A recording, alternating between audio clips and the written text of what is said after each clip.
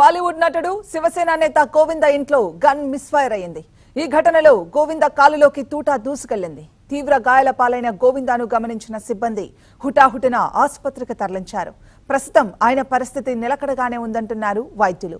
ముంబైలోని నివాసంలో తెల్లవారుజామున గోవింద గన్ శుభ్రం చేస్తుండగా మిస్ఫైర్ అయింది. దీనిపై సమాచారం అందుకున్న పోలీసులు విచారణ చేపట్టి ప్రమాదవశాత్తు గన్ మిస్ఫైర్ అయిందని నిర్ధారించారు. గోవిందకు గాయాలయ్యాయని తెలియడంతో ఆయన అభిమానులు, శివసేన కార్యకర్తలు ఆందోళన వ్యక్తం చేస్తున్నారు.